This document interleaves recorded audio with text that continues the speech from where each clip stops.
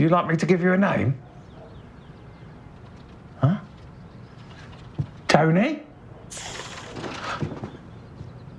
Oh, we didn't like Tony. Tony the robot? Huh? Clive? No. Huh? Charles? Charles. Charles? Charles. Charles? Charles? Charles. Charles? Charles, you like Charles? Charles Petrescu. You want that name, do you? Charles Petrescu? All right, then. I am Charles Petrescu. Hello, Brian.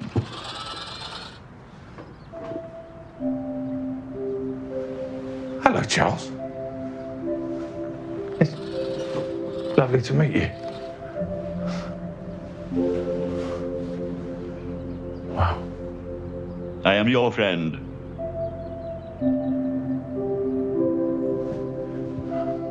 I'm your friend too.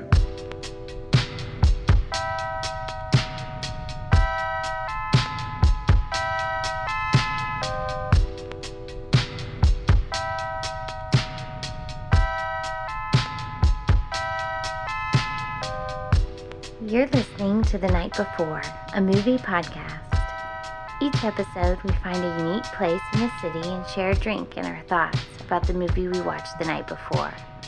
This is Lee, and I am joined, as always, by my husband, Jesse. So... Good morning! Night before. I was doing, Good morning, Vietnam. Yep. Okay, so it is morning. I know, that's why We I did never it. do morning, Doing coffee. but we're doing morning, because you're off But I was trying to bring today, the energy. Sometimes why we don't do coffee mornings, even though that's because we don't have as much energy. even though that's the original premise of the show. It is.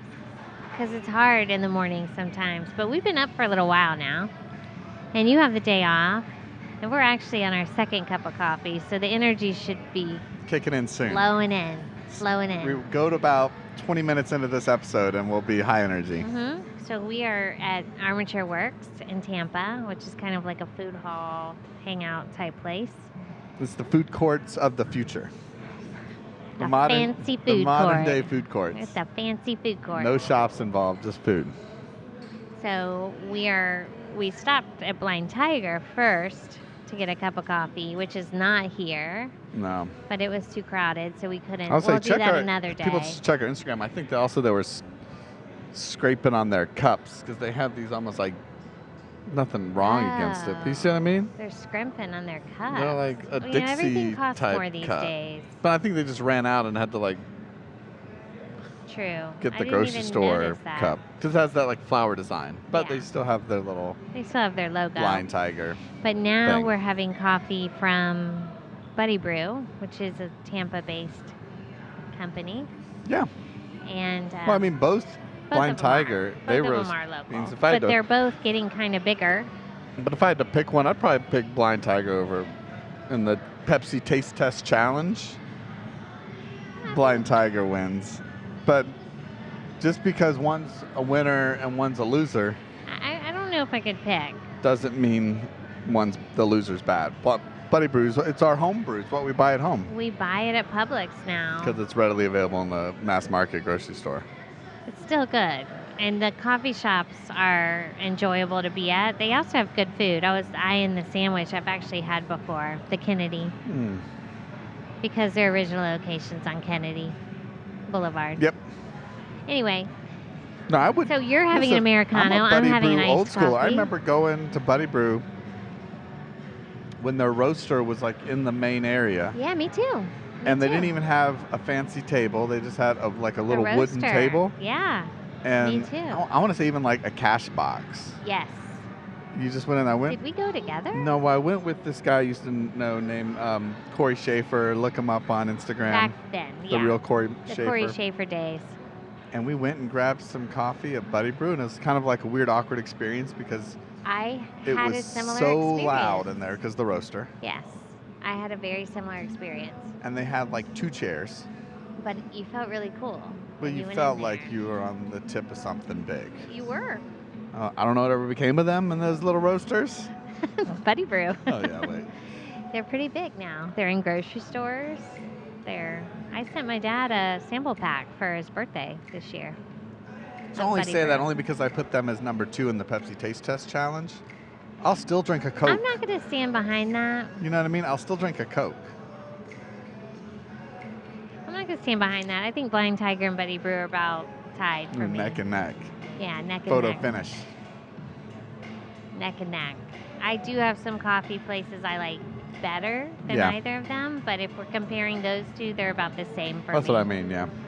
So it's a Monday morning. We're hydrated. Sleepy Monday morning. You're not going to bring our Hydro Spark bottle into this yet. I want to. Okay, later. Yeah. We've got a new water bottle we got to talk about.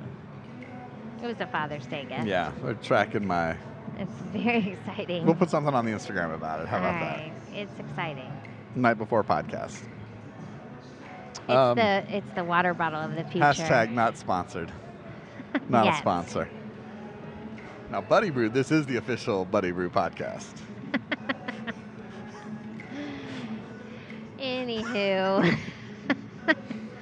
Moving on. What are we here for? Movies, We right? saw 2 movies. Right. Yeah, for the Father's Day Father's movie Day venture. Movie venture yesterday. We were lucky that there was a family-centric movie that Right. did not involve dinosaurs True. or superheroes True. Thank God. Whew. or anything like that. It did involve a robot, but luckily a robot with But a British accent. An endearing robot. An endearing robot. Luckily a British a accent. cheeky robot. A cheeky bot. A cheeky bot. Cheeky bot. Yeah. Brian and yeah, Charles. because we had to take You got a 15-year-old teenager and an elementary and a kid. 9-year-old, so we wanted it to be good for everybody, but we also didn't want to sit through hell watching just some like, yeah. crappy dinosaur movie Well, so many family-friendly movies have to be over the top You can't just tell a decent human story. condition story, right? Right. You have to have a squirrel that's running around in the snow. Isn't that one of them? Sorry. People know what I'm talking about. Yeah, I know. Talking about. I don't know. Or like I think it's like nuts and squirrels. Yeah, Or squirrels. I don't know Squirrels what it's nuts. called, I think it's but called. I can picture it in my Yeah. head. Or pets left alone when their parents and their owners are gone. True. Like Home Alone, but pets alone. Or Thor, which we'll get to Thor in a little bit. Ooh, yeah. Chris Hemsworth. Yeah, we will. Because we No, saw we're that not talking trailer. about Thor, We though. saw that We're trailer. not talking about Thor. Saw the Thor prequel. So it's rare to have a family movie. Excuse me. Right? Yeah. Unless for us old timers, back in the day, a PG movie could be an Enjoyable for adult-driven film that children could connect with, but also adults. Facts. Yes. It wasn't big, fast, and flashy, and trying to just get butts in the seat to sell a lot of tickets. Right. So we found one that we were excited about. We were lucky. The kids weren't initially. But They the didn't know oldest what to was expect. because He was. he He had wanted. seen the trailer. He had seen the trailer. He kind of has a penchant Penchant. for Yeah. more Quirky cheeky, movies. quirky films, and especially I if feel like it's cheeky's going to be like in our vocabulary if for a while now. it's a bit British, Yeah. then it's a bit typical. A little bit typical. Got it. So he was into it. Like he told us, "Oh yeah, I Yeah. saw that trailer a month ago. Yeah, Yeah. I'm ready. Yeah, I want to see it." Is that how you imitate him? That's how he pretty responded. good, though. That's how It he is pretty good. responded. Pretty good. So we saw Brian and Charles in the theater. So I thought about my initial thing was we should have them say a little something on the podcast, but we decided against it. No, unless you have some. Although Julian was, he was saying some pretty insightful things about the movie, but Ira was like, man, those nerds were good that I was eating. Oh yeah, what do you think about his box of nerds that we bought from CVS pre-movie to smuggle in? We smuggled in all of our He was snacks. much more impressed by that. Yeah. Well, you have to smuggle in snacks. It's so expensive. Yeah, you spend $50 on soda and candy. But yeah, unless with the kids, my thought is unless you give them some vestibule, some Vesterbean, I-26 to have a more expansive vocabulary in speaking. Or are we getting ahead to our second film, Spiderhead? I think Julian could have done it, but anywho, we didn't. We decided, they're busy today, so. Well, So Brian and Charles. our 12 to 15-year-old demographic is going to have to wait Yeah. for them to show back up on a future episode. So Brian and Charles. Yep. Oh my God. I keep pushing the table. You keep pushing It's the okay. table. Just what do you think of Brian and Charles? I thought it was very cute.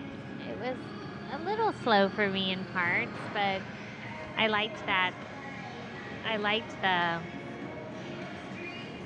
Some of the things that stood out for me were. I like the humor. Yeah. It wasn't in your face, over the top humor. It's that subtle British. Yeah. I liked big main character. He was endearing. David and the Earl. girl in it. I liked her a lot too. I don't know who she was, but The Hazel character. the Hazel character. Louise Greeley, Yeah. maybe.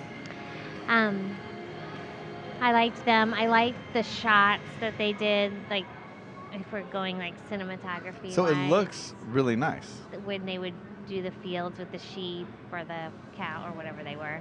I think there were sheep. Like just the shots, visually, it was a really nice Yeah, it was shot movie. in a really nice style. Rural area. I think it's the first standout, right? Yeah. Because rarely do you see something that's even, it's shot like a European Mm-hmm. drama, Movie, kind of deep film. Mm-hmm. Yeah. Like rich contrast, rich colors. It's, when you're shooting there in I think they're like in Wales, the countryside. Yeah. Just in general, it's going to look nice. Yeah. And you get some good looked lighting really in there. nice. It's going to be beautiful to look at the whole film. It's kind of how they lined up the shots with the animals in it when they would be like in a row or look from overhead. I thought that was visually it was really nice. Yeah, I just liked the story was really cute. Initially when I saw the trailer, I was like, this reminds me of Finch, and it does. It's like a British version of Finch. The Tom Hanks Yes. post-apocalyptic robot buddy film Yes. that So we podcasted about before, yeah. and it's our worst performing episode of all time. Oh, well, it parallels that, but it's better because it's a slightly more endearing and it's different, It, not yet. You could compare this to a couple like robot and human movies, but I mean, it's different. It's parallel, but it's different. I can't say Yeah. it's better or worse because it's different, but the story is slightly similar. it's slightly similar. But without, what I like about, say, something like Brian and Charles, it just tries to be a little more low key and subtle.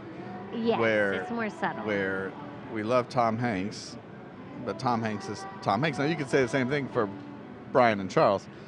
David Earl, the main character, Mhm. Brian, he's very, for lack of a better term, cheeky himself with Yeah. his sort of, like, it's all very British, right? It's like his like shifty eyes back and forth. He says a joke or he says a thing under like low-key joke. He knows it's funny, so he'll do the quick little like side look. Like, it's funny, right? Oh, It's funny. And what And else? so you could say like Yeah. he's hamming it up in a more low-key way Low-key that Tom way. Hanks hams it up. And same thing. You have a in cheeky a more bot. Americanized You have cheeky version. bot in Brian and Charles, and the Finch robot is very funny too, but just a little more over the top. Outwardly Yeah, funny. outwardly funny. And it was interesting to me how it was filmed like he was filming a documentary. Okay, Because so- he talked to the camera. Yep. Like someone was there. They even talked in it. Like someone was filming him. Yes, that's Right? an interesting choice in But the movie. then they kind of They drop it. drop it. Yeah, which I'm watching it, and you're right. Like the first half of the film, like the movie starts off like full I can't tell if documentary. I like that or not. It's 'cause full documentary mode. It is full like he's filming a documentary about his inventions and his life or something. And I really liked that at the beginning because it got a way to get to know the David Earl character real quick. It sucked you in because he's funny. He's walking around his Workshop. flat, his workshop. It's like just a cluttered mess because he makes a bunch of inventions all the time. And it's that like failed inventor. Yeah. He's sort of like, he's set up as the sort of town idiot. Yeah. But then he also, by talking to the camera, you quickly see like how sweet and endearing he is. Right. And he's just alone. But you actually know as a viewer that there is a camera person filming him because the camera person talks to him. And he talks to the camera. Like he doesn't know a word and he kind of jokes around with the camera. And throughout the film, even later on, like when the bully Eddie shows up, which is a good and bad thing about the film, the Eddie whole plot line. I agree. When people interact with Brian for the first time, they look at the camera like, what's going on here? What we got going on here, right? What we got here? And they look at the camera like, I see you're filming. But no one besides Brian ever addresses the camera. Right. But people look at it, even though that documentary style sort of fades away. Yeah. People look at it and acknowledge that they're still there. That they're there. Which is cool, which is interesting. It's interesting, but it, like I said, it kind of fades away, and it's like, what, is the documentary not being filmed anymore? Okay. Did the cameras go away? So like the storyline of it is kind of. So here's how I think about these things, whether it's a movie I like or not, when I'm watching it, right? So at the beginning, I love the documentary style. They drop it off, and there's one point, and I'll get to this, when I realized, when I sort of was aware that, oh wait, the documentary style stopped, or started fading out. But I'm like, am I having I think it was a better choice because I think it tells a better story. Without the documentary, yeah. Well, it allows you to tell the story better. More intimate story. Yeah. But when I realized that the documentary style was sort of shifting away to a more traditional filming style, and I'm like, oh, what, am I having trouble like believing the reality of this? Like, oh, the documentary camera maker can't be in all these places at once. So I'm going to have an issue with this, but I'm not going to have an issue with a guy making a robot that basically comes to life. A robot out of a washing machine. Yeah. That not only comes to life, but like moves and talks, no problems, has feelings, like walks. So I'm like, all right, it's all like fantasy. Has a sense of humor. Yeah. Right? So but my point, and then we'll move on, is early on when he sees the robot, when he sees Charles unexpectedly, right? Outside. Early on. And he comes home at night and Charles is standing in like the front yard. And even then, it does such a good job at just setting up, like, don't take this too seriously. This is meant to be, because Charles is eating a cabbage. Right. And I mean, the whole cabbage bit out the movie's funny. Right. And he's like, put down the cabbage. All he eats is cabbage, pretty much. Steamed cabbage. Yeah. But then what I'm saying is, so it's very like handheld shaky, like, because you even sense, like, as a viewer, you're trained, like, oh, this is kind of a tense part. And he's trying to get Charles inside his house, and the cameraman is right behind him. Oh, right. But then once they come into the house, the cameraman's gone. No, well, the cameraman, it cuts, and he's coming through the front door being filmed, right? So there's no way the camera person has followed him. He would have had to have stopped, ran into the house through another door, be planted and set up for them to come through. Right. But it's at that point when I was like, wait a minute, the cameraman can't get there that quick. Yeah. Right? So from that point on, the movie does shift in less of always following Brian, like, over the shoulder, and cuts to scenes when appropriate. Yeah. But I think it starts letting you understand, you have another character in the mix now, so it's a better way to tell that story. Right. So like I said, I'm just not going to have an issue with it because I'm already on board for the talking washing machine. Yeah, and I was 100% on board with the robot too. Like I can accept fantasy movies as for what they are, And plus, but and plus the mockumentary, an hour and a half, an hour and 45 minutes, 2 hours, or whatever it is. it's too much. You get tired of that format Yeah, after a yeah, while. yeah. So it was so nice it's good that they dropped it. Well, they just toned it way down. Yeah. But I always, as an adult, Mm-hmm.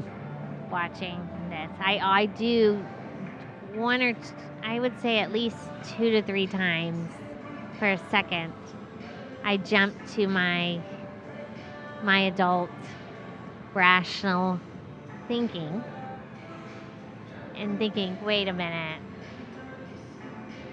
is this a story about a lonely guy that has lost his mind? Well, yeah, who built a robot that's not, he only thinks it's, Yeah. you know what I mean? Yeah. Like, but nobody else can see it Mhm. walking or talking or whatever. But then I'm like, well, no, this is a kid's movie. I mean, it's not a kid's movie. It's a movie for everybody, but no, this is not a real life movie. But because it's filmed in It's such a fantasy movie built around current or real world right. situations. And But my items. mind did jump to that, but quickly came back. I'm like, no. I'm not gonna scar the movie with my rational, cynical thinking. Yeah, and you that's just what I have mean. to let your mind accept it. And that's what's better too about, say, like a Finch, right? right. They go to pains to show you, one, it's the future, right? So technology is in a place that you don't understand. Right. And two, Tom Hanks knows how to make all these things. And he's like making all the, he can program and do it. Right. Brian, he works in a little workshop and he just bangs certain things together. He's dragging a washing machine he found. Most of his inventions are ridiculous. Gluing pine cones on a bag. Yeah. Whatever that he's going to try to make a flying cuckoo clock. Yes. And it catches on fire. So it sets you up to be like, sometimes something magical does happen. Yeah. And you don't have, it's a little fairy tale-ish. You don't have to be. And they both created that friendship very easily. Like the most important part of the movie is showing how that friendship developed, how he started depending on Charles emotionally. Charles kind of started depending on Brian emotionally. But Charles, and I think Julian said this, your son said this as well, that you could see Charles the robot going through all the different stages of growing up, which was True. really funny. It was. Like the toddler phase, like no, like the no Yep. phase. Uh-huh. The don't want to get out of bed, you're weird, I'm not going to listen to you at teenage phase. We also had the manipulative phase, which was really good. The manipulative phase, that all of our kids have gone through all these stages. Like, while you're gone, I'm just going to walk around in the garden, take a walk in the garden. Oh wait, our 9-year-old's in that phase right now. And Brian's like, you're not going outside, because Brian's very overprotective of him. Doesn't want anything bad to happen. Because of, yeah. And he's like, no, you're not going to walk in the garden. And he's like, okay. But I did leave something in the garden. I just have to go grab it. That's what Ira does. Ira does that. He's like, you're not leaving to the garden. Or later on, like, I'm just going to run to town to grab some gum. So that was fun as parent. Like you said, this is a good family movie because as parents, we could really relate to that. Even our 15-year-old could see that that's what was happening. But so I did like that. But so that the relationship part was really important. But then, like in Finch, the sadness part had to be over the top. Like Tom Hanks is dying. You know? In Finch, I felt it was over the top. This, I didn't think it was too over the top. I liked that there was a bit of sadness with the bully and all that. The bully was slightly ridiculous. It was the way they played the bully was a little over the top. Like everybody in the town is everybody in afraid. the family was a bully.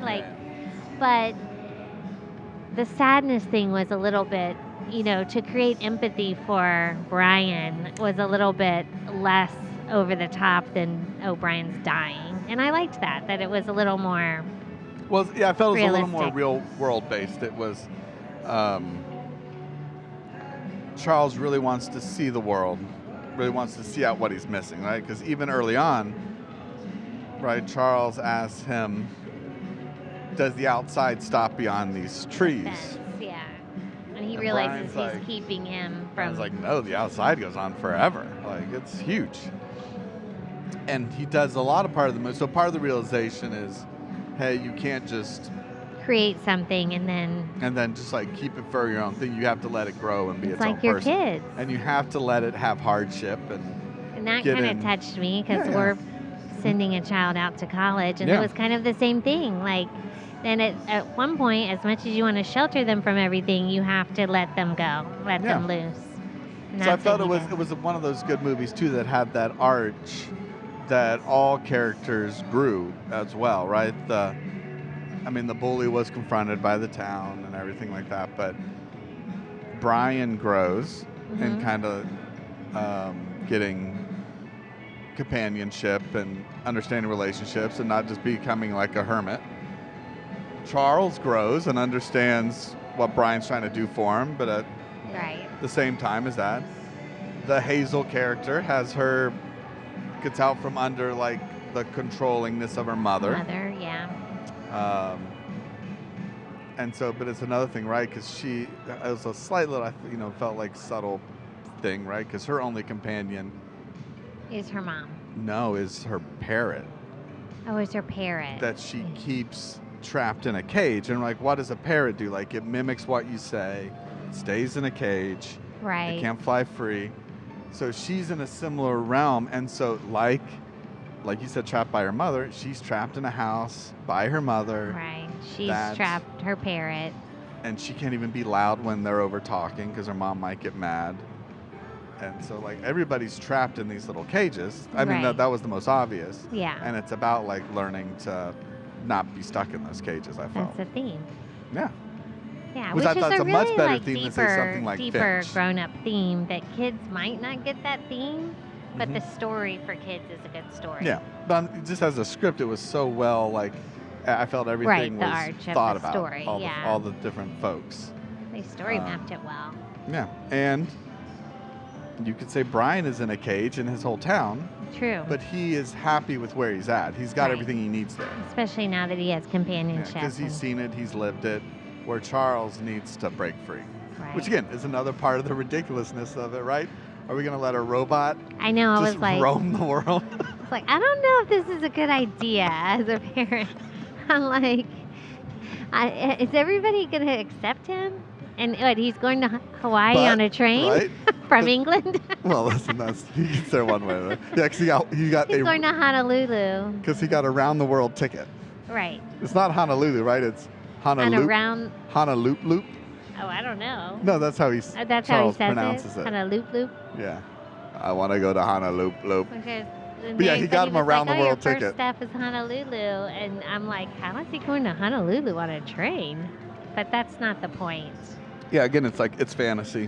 Yeah. It's fairy tale. So it was good. I enjoyed it.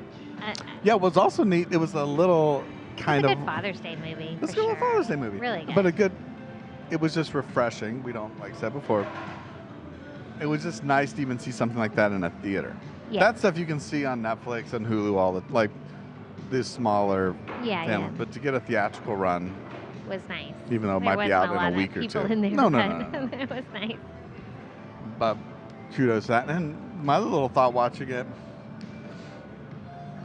I liked it because it had like a slight, I want to say like Frankenstein vibe. It did. Right? Boxy, kind of. Yeah, the boxy thing. You create the thing, and there's the whole town. Not that the whole town went after him, but he was afraid of what Curious. of people accepting him. To your point, Yeah. like can he Mhm. travel the world? But there's the whole town bonfire and True. Yeah. Frankenstein. I'm The forgot about villagers that all until come just now. after. Yeah. All come after Frankenstein to burn him down. Mm-hmm. Or the Frankenstein's the monster. Because they're afraid of something different because the Mhm. town is small and, yeah. So it was good. It's So I think we enjoyable. both recommend. We recommend it, Brian and especially watch Charles. it with your kids. Or Yeah, without that was your like even in kids. the theater. Again, it wasn't a lot of folks, but there was us 4, 2 people in front of us, 2 people on the other side in front of us, and 3 behind us. But there was one. So the two groups in front of us were just couples. But then the folks behind us was with their kids. Yeah. So it was a little mix and mix. That was good. It was good. And there was some laughter happening There in the was. theater. People were laughing. It was. It was. It Which was I laughed a number of times. I think it's Yeah. funnier the first half, but Yeah. I definitely laughed. And that's where David Earl, who, if you remember, we watched that show Derek with Ricky Gervais. Derek. He was, I kept remembering where we saw him from. Oh, okay. You know, they live in that like adult living facility home or Okay. something. I don't know if I've seen that before. Yeah, we watched but it. Maybe. I don't remember it. I have to re up my memory on that. But But- that's a side note. Just about David Earl. Okay. Played Brian. Yeah, so Brian and Charles. Watch it. Check it out. Don't miss it. It's in the theaters now. Listen to me, Lizzie. Listen. Deep breaths. Everything's gonna be fine. For the record, can you tell us what you're so afraid of? The Verbalus isn't doing shit. Yeah. This one's a goodie. Phobica. You make people afraid of things that are bad for them. What, like gluten? Yeah, or thinking too much. So our next movie we watched was Spiderhead. Well, we'd been. I mean, I can't say we were looking forward to Spiderhead, but once we learned about Spiderhead, I didn't really know much about it. We You wanted to had see on it. your radar. I didn't. well, only because it was necessarily. it's like the Netflix movie of this week, Oh, okay. right? Because Chris Hemsworth's in it. What's his face? Miles Teller is in it. Who's the actress? Journey Smollett? Smollett. I liked her. She was good. Mm-hmm. Journey, Journee. It's Yeah. nice name. And it was directed by Joseph Kosinski, who directed Top Gun Maverick and some right. other films like Oblivion or whatnot with Tom Cruise. So the dude knows how to direct a film, Right. a big film, and he kind of did a smaller Netflix movie here. But those weren't reasons we wanted to see it. And I, Well, be the honest, storyline was interesting. well, it's a little interesting, right? Yeah. This drug testing, being tested on prisoners. Right. But I don't think, honestly, even with all that stuff, the Like director, futuristic. Hemsworth, I probably would have ignored it and just let it, maybe watch it at some point, but it just felt like Netflix movie of the week. Right. Even though it had some good production value, the directing was fine. It was just like, it looked good. Its only real style was that it looked nice. It looked really nice. And yeah. everybody in the movie looks nice. They're beautiful. Everybody's beautiful. But you know what I'm saying? But Yeah. think about a movie like Brian and Charles, where no one looks drop dead gorgeous, Right. but the movie, Stylistically, the movie's it's really nice. full of style. Yeah. Like you even said, the first thing you want to talk about was the way Brian and Charles looked, Yeah. visually, aesthetically. That's not even part of the conversation for Spiderhead, other than, oh, it looked really nice. It was crisp and clean and pretty. Looks good on an HD TV. So what caught your eye about watching it? It's written by George Saunders. Oh, the short story. Because It was a short story. yeah, called Okay. Escape from Spiderhead, which we'll get into. Slight spoilers at the end. Okay. I haven't read it. I'm I going to. Think it makes more sense. I should have read it before if you this know that. podcast, but I didn't. Well, George Saunders, this was written in the New York. The New Yorker was the first Okay. publishing, but it's in one of his short stories books, which one of the characters is reading. In the story. In the movie? I caught that, yeah. But we have been in the presence of George We Saunders. have. at Tampa Theater. Yeah, right? Yeah, we went to see him with his Lincoln in the Bardo. Yeah. Right? Yeah, which he won Awards galore for that one. Because that one, and that's the thing about George Saunders, right? Well, we saw him talk about the book. Yeah, and he's really interesting when he speaks. in Yeah. public. And his stories, including Escape from Spiderhead, the story, he tends to... It's not that his writing is tough to understand, but he definitely takes a non-traditional approach. He takes a non-traditional approach. Yeah, it's not like an easy read. Lincoln in the Bardo, for example. That's not an easy read. Right? But what's not easy about it? All the different characters and names of the ghosts and Yeah, it's told from keeping it it's straight. told from these different perspectives of ghosts. Yeah. Right? Mm-hmm. As it relates to Abraham Lincoln. Right. Yeah. It's yeah. But I think he's an interesting author, and I want to read the short story for sure. Yeah, and he's written some young adult books, some almost like children books that I have. He's written some. He writes short stories, and all his short stories are really interesting, but they tend to take this sort of unconventional, almost like avant-garde approach to writing and the narrative. And though Escape from Spiderhead, I read it after the fact because that was I've read most of his collection of short stories, but not his latest, one of his more later books, which this one's in. But they always kind of, even if they're written a little more straightforward, they trigger just your thoughts and thinking. Right. Right. Which I think, unfortunately, different thought process. Spiderhead, the film, does not kind of trigger. There's some big questions the story presents. There's ethical questions.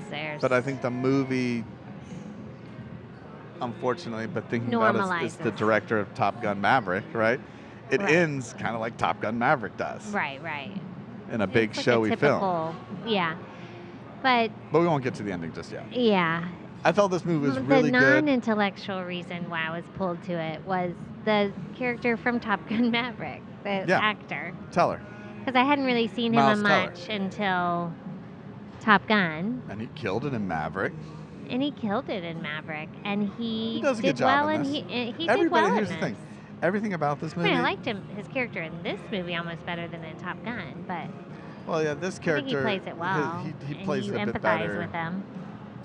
Then he's a little more complex in this one than in Top Gun. He's just, I'm mad at you because you made my dad die, and yeah, this character is a little more complex. And you kept me out of flight school.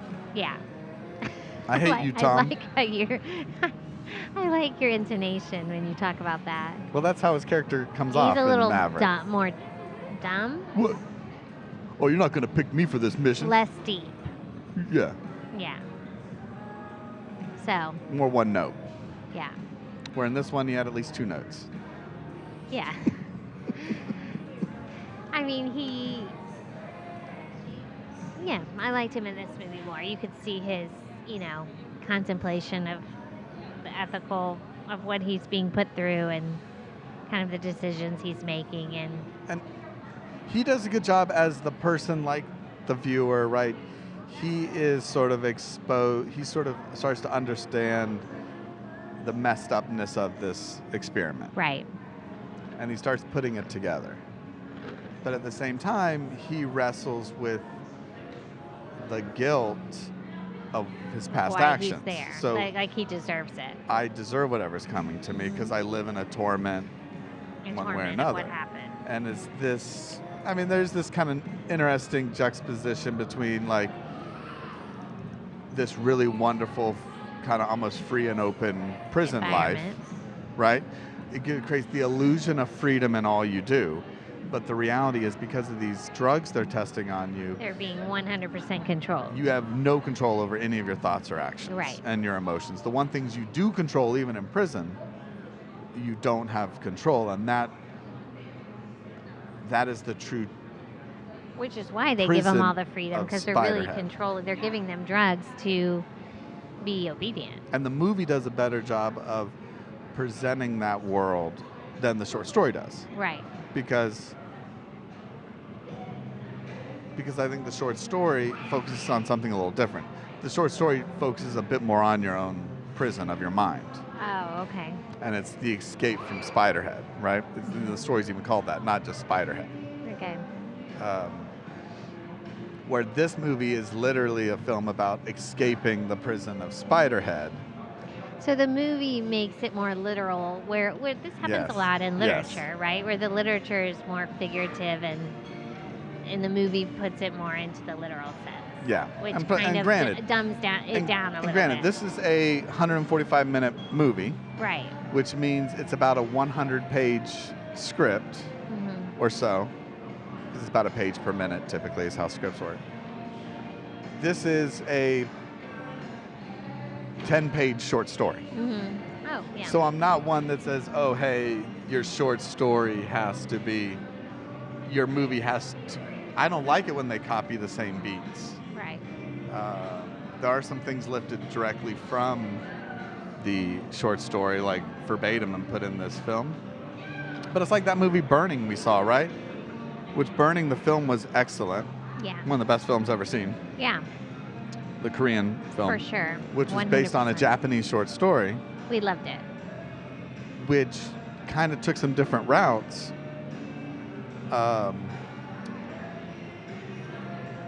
But they kind of they shared some similar themes, so they lived in their own world, But and I it think left both were the great. intellectualism into it, the Yes. depth into it. It didn't make it surface level. The Burning film wasn't afraid, but again, it's a South Korean, not high-profile film, where Spiderhead is, let's sell some Netflix Chris subscriptions. Hemsworth.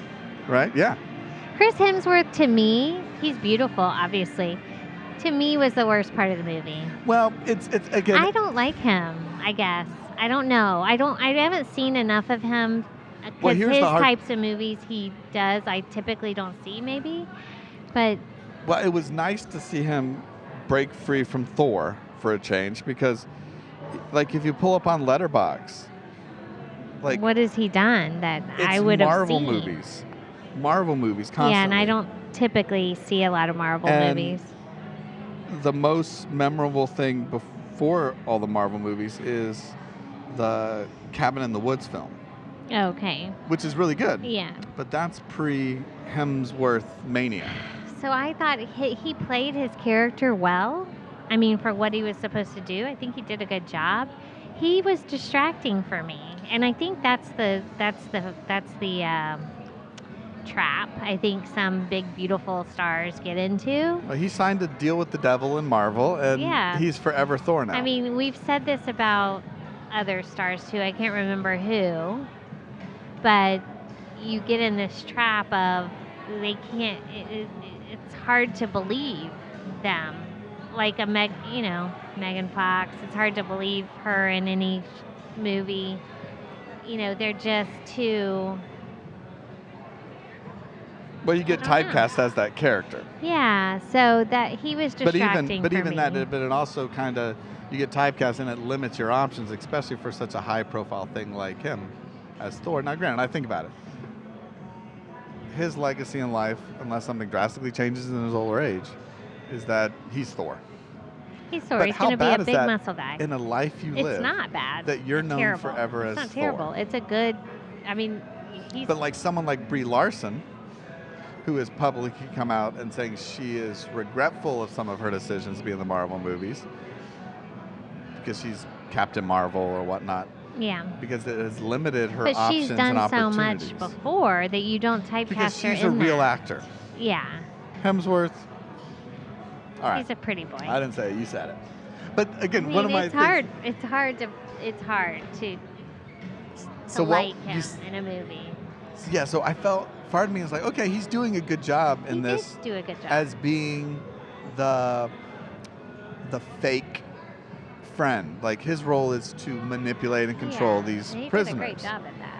And he's supposed to be fun and lighthearted to them, but Mm-hmm. at the same time, he's also supposed to be sinister. And I felt the sinister part he didn't do great. No, yeah, But he the whole I didn't. can be the charismatic. I never thought the thing of like, oh, this guy can't be trusted. He's evil. Watch out. Right.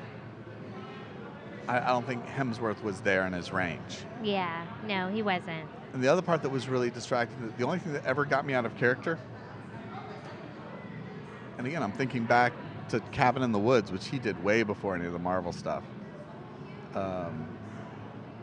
He was just kind of like a normal-looking dude in Cabin in the Woods. He's funny. He's his charismatic. muscles. You're going to talk about his muscles. His muscles distract you. They're huge. At one point, he's wearing his jacket, and his muscles are coming out of the jacket, and especially when he's wearing not the jacket. But I'm thinking it's kind of like back to our Brian and Charles, right? Like, all right, it's taking me out, this camera crew, this documentary style. But I'm like, this guy who's testing in his facility all day and then getting high on his own supply at night. Right. Shouldn't be this He's huge. no way. He's not this buff. Right. He did. You know, a lot of people like gain weight for characters, lose weight, get buff for character, get unbuff He's for like, characters. I can't do that. I got another Thor movie Yeah, he can't lose my his Marvel muscle. contract. It was too much. Like, I was like, I felt like, this is too much. and there was only 2 or 3 scenes that they stood out. I felt as just an editing piece, you have to cut around those muscles. Those guns were distracting. Yeah. I was just like, there's no way this dude, Steve, as he wants to go by. Steve, yeah. Is this buff? This is abnormally buff person. You know the one other part about, and we'll save it to the very end about the Spiderhead ending and the short story, which I guess we'll do that post-song credits. Okay. Like we do sometimes, so people listening don't have to worry. The only other story comparison besides that is I'll ask you, why is the movie called Spiderhead? All I could think of was the facility was named Spiderhead. Okay, which I think it is. But the why? head of a spider, something about the head of a spider? Yeah, I mean, I guess some of it you could think about the controlling and the web of a spider, like you want to get metaphorical, like controlling you in their web. But it's called, according to the short story, it's called Spiderhead because the way the prison facility is set up is there's that control room that they sit in. That's the head of the spider. Okay. And then each observation room, there are like 8 observation rooms on each side of it. So but like you the really 8 only legs. see that there's like 3. 2 or 3. They never, So in the short story, though they don't go into detail, it's described real quick. He sits in the head of the spider. Okay. And they go from room to room being observed all day. Gotcha. And all that same sex stuff and the experiment, all that happens in the story. Okay. There's not quite that relationship struggle. Peace, yeah. But the main character, Jeff, describes... He's controlling everything he in describes all that, 8 rooms. Yeah, that they're just a leg of the spider. And so seeing that in the story made a lot more sense. Like, oh, okay, yeah. It's Yeah, it Spiderhead. doesn't make sense in the movie because you never see that there's 8 rooms and that he's like in the control room of the spider. Yeah. You just see it as like an offshoot of the building that they're in. Yeah, and so it with was, like 2 to 3 rooms around him. But it never even felt anything like a spider No, or never, wings and never, legs, never. where the short story at least mentions that. Yeah, I agree. That's kind of weird. And again, I know production-wise, that might be hard to get that recreated if you're on a low budget, which I respect. But I feel there's some sort of way they could have. Yeah, Maybe that was lost in the cutting room floor. That was like definitely an edit. lost in the movie. Why it's called Spiderhead. Yeah, but in the short, I'm like, oh, I get it now. I just assumed like, oh well, that's what the facility's called, Yeah. Spiderhead. I don't know, but it wasn't. It was like, I think they say the name of the facility in the beginning. There's that sign. I can't quite remember what the sign. Yeah. Which is kind of neat that it's in the middle of nowhere and this ocean and. Right. The desert. And I know something. I know they probably don't want to make that building look like a spider. Like a spider, but you could have done something. Something. So that's Even one thing. mentioned that there's rooms all around, like in dialogue. They could have. And I want to say this: it's not that I didn't like Spider. It was like a pleasant enough experience. It's just one of those like it's fine. Yeah, it was fine. This is fine. I liked the Top Gun Maverick actor. I liked the woman who was in it. Actually, both women did a good job. I The think Heather woman I think every performance again was fine. They were good. did her role well. They went in, they did their performance, and they got out. But I had one other sort of quib Okay. with the movie. Quib or quip? I had both, a quib and a quib. Okay.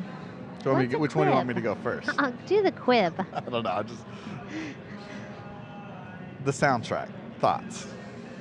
Any memorable moments or any memorable recollections from the soundtrack? I think the music was pretty good in it. Right? It was. Yeah, I remember enjoying the music. Right? I can't remember like specifically. Well, I pulled up the Spotify playlist. that Okay, someone made but of I the remember soundtrack. liking the songs that Right? came on. Yeah. That Supertramp, Oh yeah. that Logical song. I love that song. Right? Love it. You love it.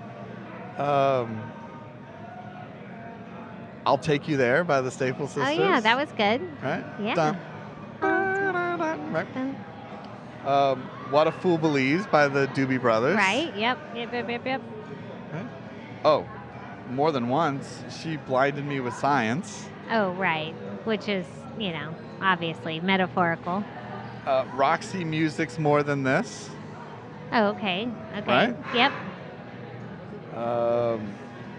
You Make My Dreams Come True by Hall & Oates. True.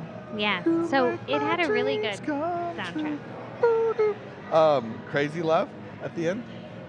Yes. Oh, because they used music a lot to, outwardly, not as just like part of the background for the audience. They used it as being played very loudly in the facility. Yeah, so maybe that's a positive way to spin it. I just felt like, what are you guys doing? It's hits from the 70s and 80s. Like, every time your interest is waning a bit, it's, here's a cool catchy song from the 80s. Oh, here's Wham. Boom. Here's the Staple Sisters. Boom. Here's the Doobie. Boom. Right? And Yeah, I don't know. I mean, I enjoyed the music, and honestly.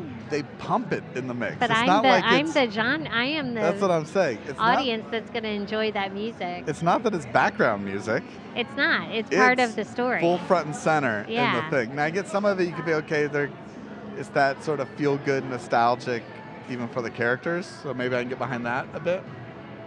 But this is supposed to be in the future, right? I don't think they really say. I mean, I guess because of the technology, you think it's the future, but Okay. I felt it was a little bit more modern day. Yeah, it seems like a weird choice of like old music. For, I just felt it was placating its audience. Yeah, it placated me. I'll be Because honest with you. you're like- I liked it. You're enjoying the music. I mean, I did. every time the song came on, I Kinda enjoyed wakes the you up a songs little. too. Oh, here's Supertramp. I remember I turned to you and I'm like, hey, look, they're playing Supertramp. True. But it didn't feel like there was an emotional connection to the song choices. No, Other it than didn't a nostalgic seem, right. It didn't seem pull. besides some of the like underlying messages, like blind you with science or whatever. Yeah, that one, which again, they made a point to show you like, oh, look, we're playing this on Chris Hemsworth's iPhone. And he's going to pause it on his phone. Besides that, it didn't. It just was trying to make you feel good. Do you kinda wonder, get you in do you the think there's a moment. point on the film part of also, now I'm thinking about it, the controlling nature of cell phones on people moving forward?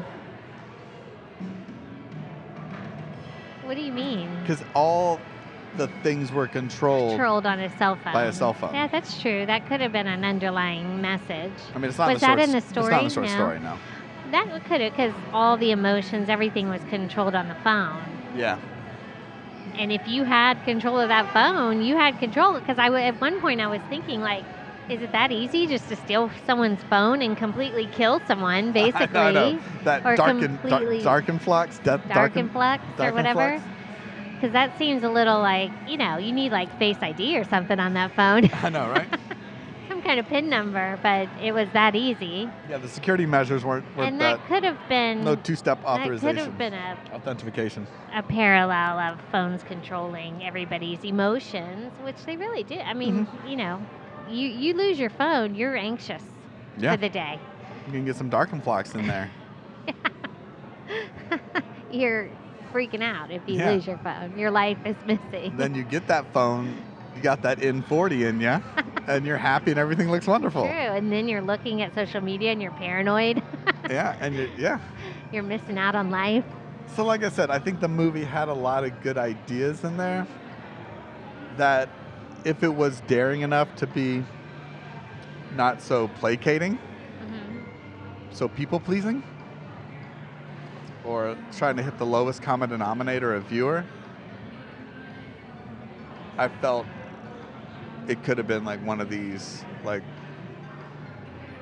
films that was really trying to say something, but at the same time, it might not have been as enjoyable to watch.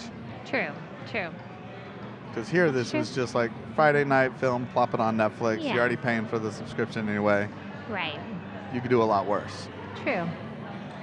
I mean, But you given know, its source, I guess given its source material as a George Saunders story, it felt like, okay, we're expecting something a little more deep. or mind-bending. And I'm glad I've seen Chris Hemsworth in something other than Marvel. Yeah. Not that I've even seen him in Marvel, because I don't do Marvel, but... Like I said, I just wish there was a realm in between something like Spiderhead and, say, Crimes of the Future. Mm-hmm. Yeah. A film that can live in that space between. True. They always have to seem to be like one or the other. Right. So those are my Spiderhead thoughts. Those are good thoughts. Yeah. I mean, now that I think about it more in depth, I feel like maybe I might have enjoyed it a little more than I thought. No, I think all the ingredients are there is for a... But again, I think, which we'll get into in a minute, I think the last part loses what it was working towards. Big movie fights it. There's a fight in the Spiderhead room. Like a fist fight tackling whatever. Yeah. And then just like you said, it ends. Are we talking about the ending? Well, I guess let's... you can't really cheers paper coffee Okay, cups let's and cheers. plastic things. We can cheers our water bottles. My- Our Hydrate Spark. My Hydrate Spark. I mean, talk about controlling on your cell phone. Listen, all the data is coming, but I don't All want right. it to uncalibrate. Oh my God. Cheers. I don't know. It didn't really do well. That's okay. We know. All right, so we'll talk the ending Okay. after the music. Okay. All right, bye. Bye.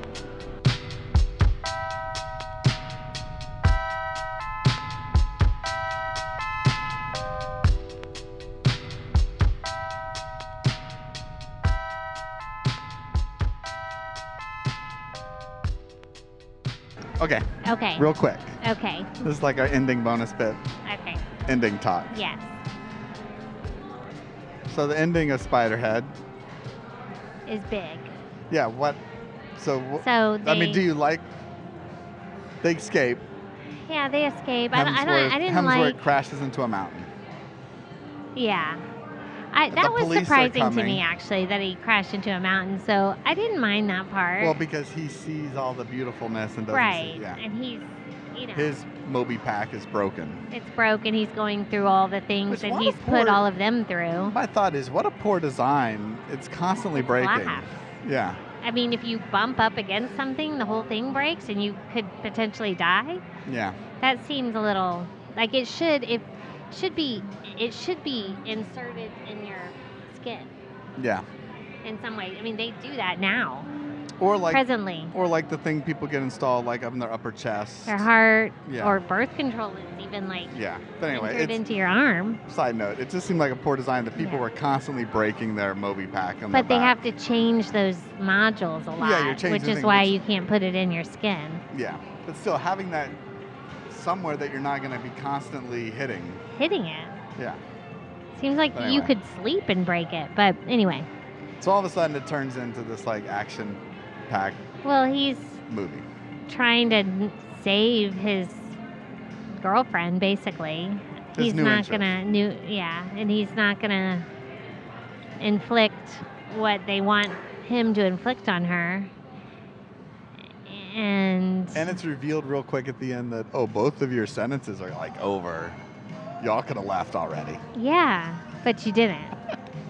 But how were they supposed to know Yeah, I their know. sentences were over? And now all of a sudden, within 12 hours, the police have been notified and they're not going to stage any investigation. They're coming full They're force. just coming in. And Hemsworth is freaking out that he has to fly and get out Yeah, of here. kinda- I guess because of the death of the one girl. Yeah. Yeah, I mean, he killed someone. Yeah. He's basically just as bad as the rest of his But prisoners. But he didn't. Well, he did. He put in a chemical into her that made her kill herself. But they all had authorization. That's why they say But she acknowledge. didn't know. But I'm saying they had the thing, but she died because it broke and she got overflooded. But I don't think they knew they were getting Darkenflux. They're acknowledging that they're putting something into them. Yeah, they don't quite know what they're getting. So they're not necessarily but even the story talks acknowledging. this about, like, as long as they acknowledge, you can give it to them. He and still so she killed her. acknowledged. I mean, he but did. it was negligence, not Yeah, it not was negligence. premeditated or Yeah, whatever. yeah. So I'm basically saying in the real world, and someone to that level knows that he could fight it legally and probably be okay. Right. But he just killed himself because he was under the influence of it as well. That could be part of it. The paranoia. You're right. I get Yeah. that.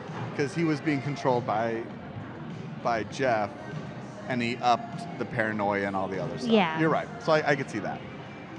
But yeah, it all ended quite big and suddenly, which wasn't the best ending, but it wasn't a terrible ending. So that's what I'm saying. There's two ways to look at it, and for a movie, I guess you don't want to end on such a bummer, right? Yeah. And so our main characters, which we're supposed to like, because even though they accidentally did really bad things and killed people they loved, right? Through their own negligence. Right, through their own negligence. They have sort of done their time and they're free of that guilt. They're right? supposed to be, Because yeah. they leave on a boat Right. away from Spiderhead. Thematically, that works, right? And they're kind of supporting each other. And in Hemsworth their... isn't free of that. That guilt's finally caught up to him. Right. And so now he hits his demise. Right. They've kind of switched places. Yeah.